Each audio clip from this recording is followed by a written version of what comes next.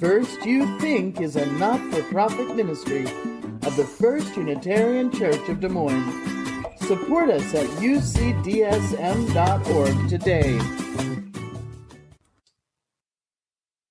So I want to pick up on the Georgetown story. The enslaved people had been imprisoned on land in Maryland that helped to fund the operations of Georgetown University. The article reports, as I said, that they were required to attend Mass for the sake of their salvation, but they were also whipped and sold.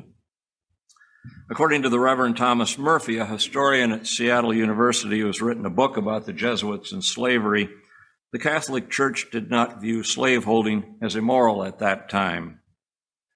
The sale in 1838 generated about $3.3 million in today's currency. And in what appears to me to be an almost inconceivable and brutal irony, the priests were so concerned about the future of the souls of the people that they were selling that provisions were placed in the sale documents that required the buyers would ensure that the slaves would continue to be able to practice their Catholic faith. Families would not be separated, and the money raised by the sale would not be used to pay off debts or operating expenses of the university. Needless to say, the people doing the research reported that none of those conditions were actually met by the buyers. The outcome of this research, driven in part by student demands, was the establishment of a reparations program by Georgetown University that included an apology from the university, the establishment of a foundation to raise money, a number of financial incentives for the descendants of the enslaved people, and other programs to redress the wrongs of the past. It's a story well worth studying and pursuing.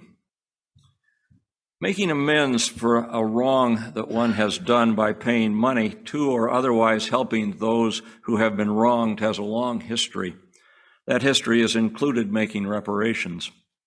In my world as a practicing lawyer, courts could require reparations in the form of financial damages to compensate victims of personal injury or contractual wrongdoing.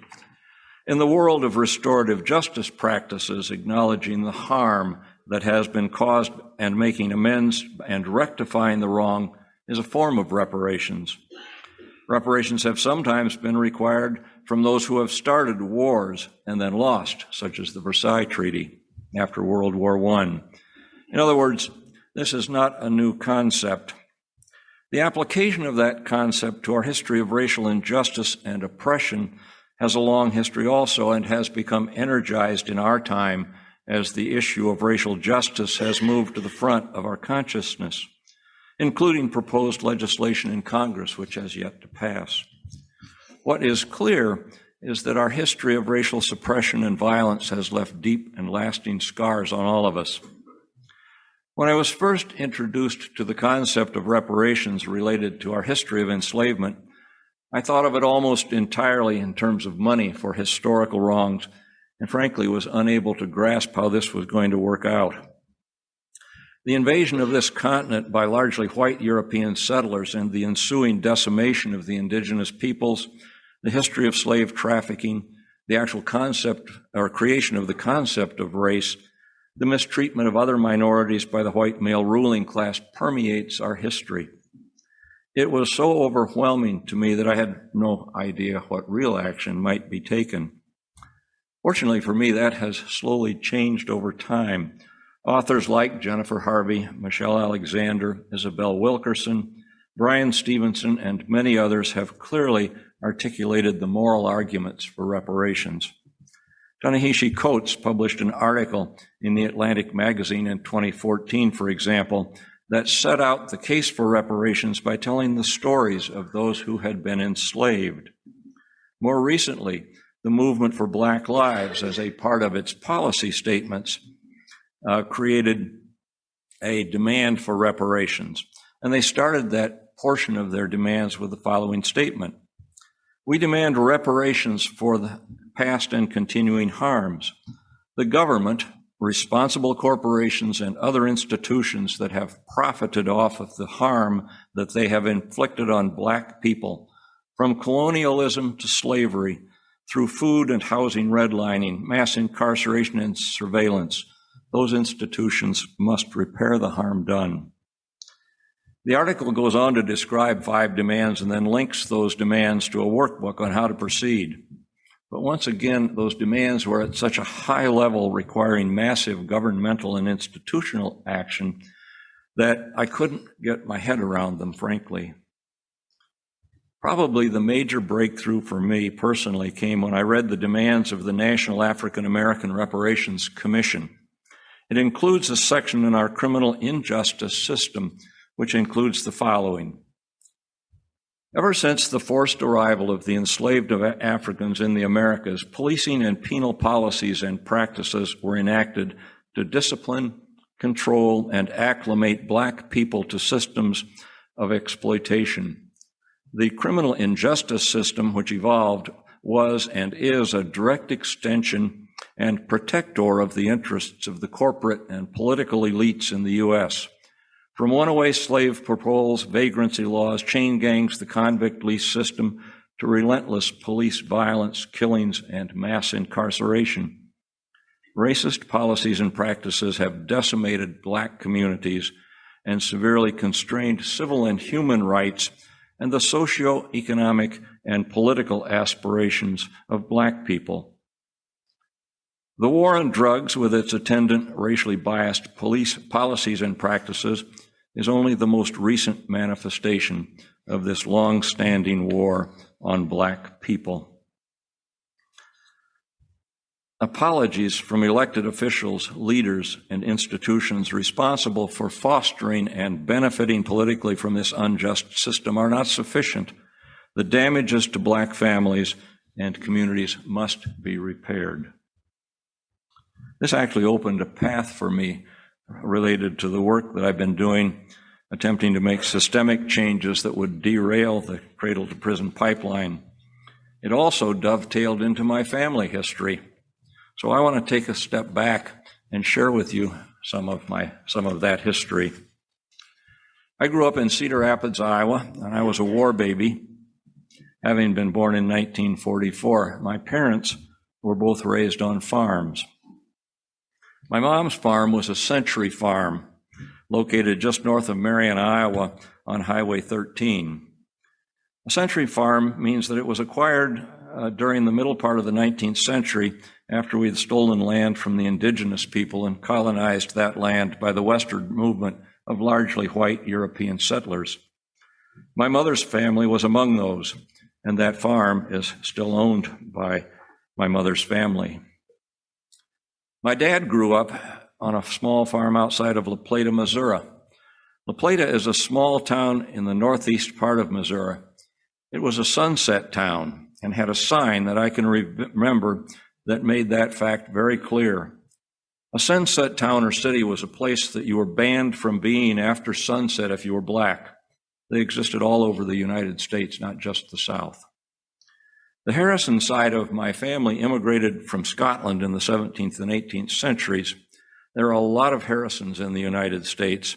A goodly number of them settled in Jones County, North Carolina, and became farmers. My great-great-grandparents, William and Mary, owned a farm in Jones County. They had 15 children, according to the old census records that I looked at. In 1856, William and Mary sold their land and moved to Missouri. The deed from that sale was executed on the 28th day of March, 1856, and transferred the land to F.G. Simmons for the sum of $2,000. An interesting side note that might interest you is that this deed was signed only by William. That was an era when women had no rights in property. My ancestors purchased a farm with the proceeds of the sale of their land and the personal property, and it is that farm that my father grew up on outside of La Plata, Missouri. On the same page as the deed that I looked at, there was another transaction that was included. The document described a transaction, a sale, by which William's brother Amos sold, and this is the quote, a Negro woman slave named Matilda and a certain Negro boy slave named John to Calvin Coolidge Kuntz for $1,250. So far as I have been able to determine, those two transactions are legally unrelated, but they are definitely, for me, connected. I know from the 1840 and the 1850 census records that my great-great-grandparents, William and Mary, enslaved 8 people. The census records from that era before the Civil War listed the enslaved people as personal property and included the number, but not the names.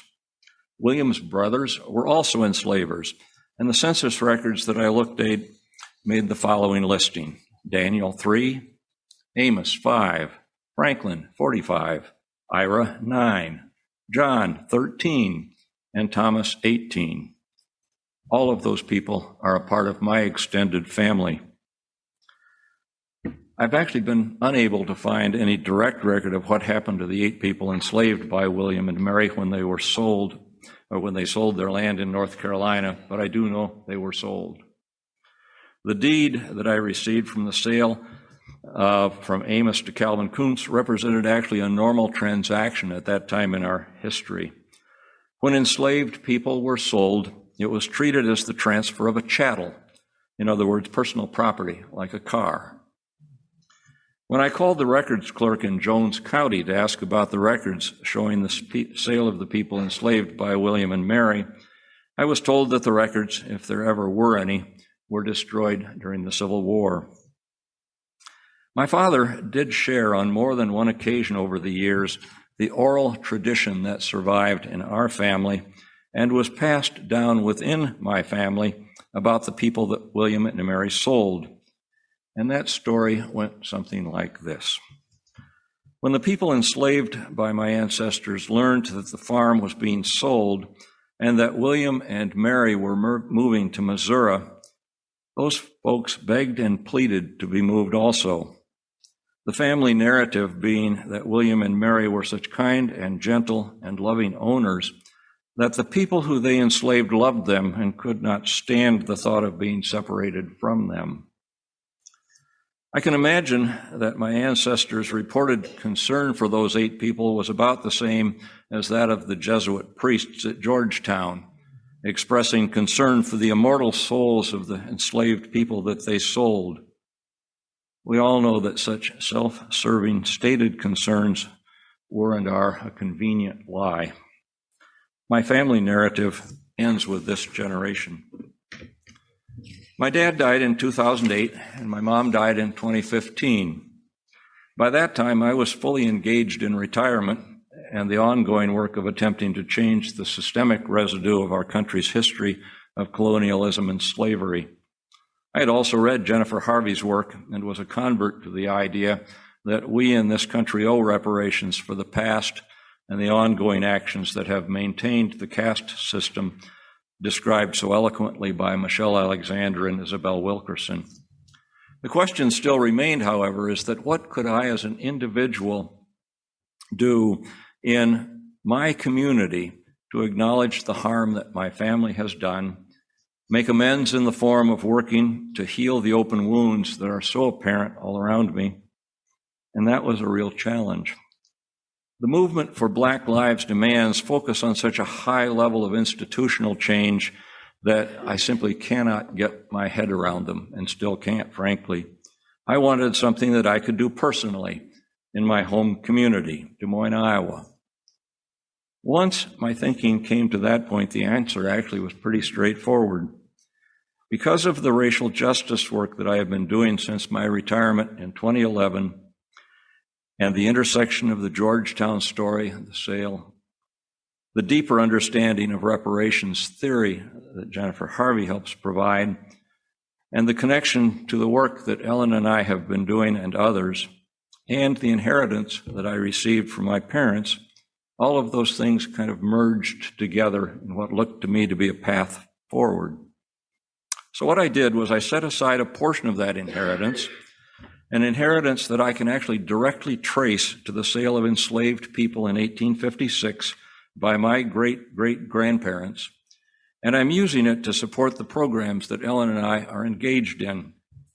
Each of these programs are designed to make systemic changes in how we deal with the disproportionality in all of the injustice systems in our country. They include a public school conflict resolution program that is called Let's Talk, that is sponsored by Amos, which is an institution this church supports annually. It includes efforts to participate in an effective juvenile court diversion program to keep juveniles out of the criminal justice system. And it includes the Just Voices program, which is an extension of the Racial Profiling Project, an organization that this church has chosen to support in this fiscal year as a Faith in Action partner. It actually feels right. This is what Jennifer Harvey says about the moral logic. The moral logic of reparations isn't just for white Christians, of course, but in the moment and movement that young Black leaders are bringing to every city across the nation right now, all people of faith have a particular opportunity to step up, to lend their voices and social power to this moral course. If they do, that's one way we'll know whether, at least among white Americans, this moment can be truly different. I personally believe that the moment can be different, and I think my church must be a part of making it different. It feels very much like being on the path that John Lewis described when he said, "Do not get lost in a sea of despair. Be hopeful. Be optimistic. Our struggle is not the struggle of a day, a week, a month, or a year. It is the struggle of a lifetime. Never be afraid to make some noise and get in good trouble, necessary trouble." And I want to thank you, my friends, in this church for helping me walk along that path. So may it be.